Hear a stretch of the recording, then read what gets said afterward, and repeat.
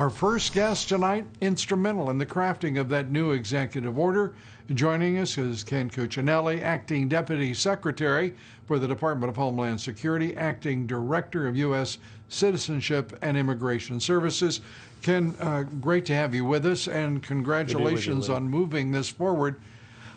This is, as far as we can determine, the first time that an American president has taken account of the job market, taken account of the impact of visas and foreign workers on American jobs and the competition, the unfair competition that places on those U.S. workers. Yeah, you know, I can tell you, Lou, having sat with the president on the day he was deciding these things this week, you know, he's a bulldozer of a man conversationally, but at that moment, he was subdued and moved.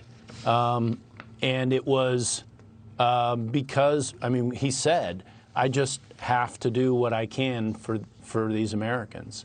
And it was more head shaking and quiet than the usual discussion in the Oval Office, which is typically much louder and more boisterous. And he was clearly, personally very moved. You know how important economic success for every American is for him. Well, this is where the rubber meets the road for a lot of it. When unemployment goes from a Trump level of 3.5% up quadruples in a matter of months for the first time in American history, it really shakes up the whole country, not just the economy, but its president who cares about those workers. And that's why he was focused on pushing this as far as he did.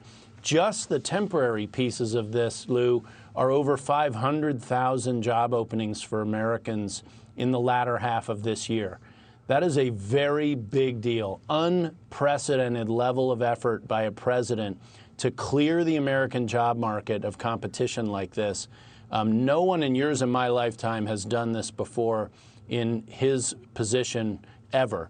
And to the point you mentioned about some of the more permanent changes, even when we get past those temporary ones, he listed off a number of them that are going to clear out the job market of another tens of thousands, hundreds of thousands of jobs long term, way beyond 2020. And so he's doing both, Lou. He's clearing that space for Americans to get back to work, and he's reforming the immigration system, pieces of the immigration system, to make them more merit-based, to make them more valuable to America, but also to make sure Americans can get more jobs in the face of these pieces of the immigration system. Historically, and to your point, looking at the H-1B visa program, for example, we know that was supposed to be, the idea was that it would bring in people who would be working at prevailing wages and be doing so first and foremost only after no American had applied for that job or was available for that job. We have seen that honored in the breach. That is not honored at all. And it's one of the long-term issues that has to be resolved. And when I look at the list of H-1B visa companies receiving workers, visas for those workers, I mean, we're talking about Google, we're talking about Amazon, Microsoft, Apple, IBM. My God, it is a hall of shame with some of the wealthiest companies at the forefront.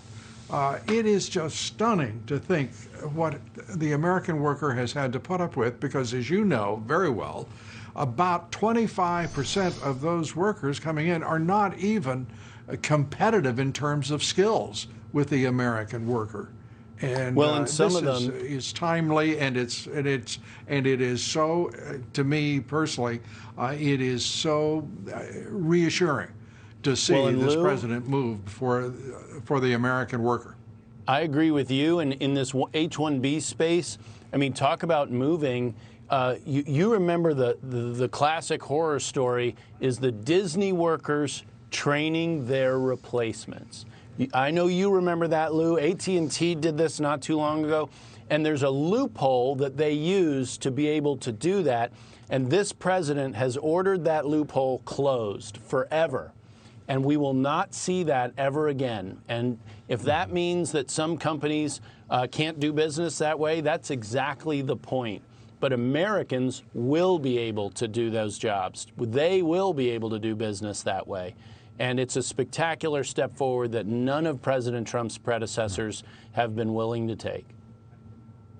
Right, and kudos to him, commendation to this president for doing so.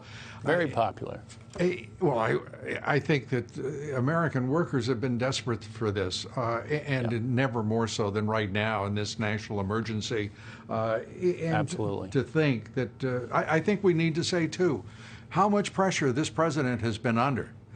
From external forces, and by external I mean the Wall Street firms, Myron Brilliant and Tom Donahue at the U.S. Chamber of Commerce, the Business Roundtable, the U.S. multinationals who do labor arbitrage with this and then try to dress it up as some sort of globalist, noble fantasy. Right. It is absolutely a horror show for the American worker and has been for 20 years. Well, and the president is returning this program to what it was meant to be, like you described, Lou. It was supposed to be for these high achievers and the best and the brightest and so forth, people who brought something special to the table, not some commodity effort that displaces Americans at entry-level jobs and throughout the career stage. And this president is driving us back in that direction, consistent with being a rule of law president. He's getting us back to the original intent of this law and the original effect, which was much more beneficial to the economy and much less harmful to American workers. And that's the direction President Trump is once again taking this country. Yeah. America first. It's nice to see it in action. That's exactly right. Ken Cuccinelli. That's exactly right. This is what it looks like.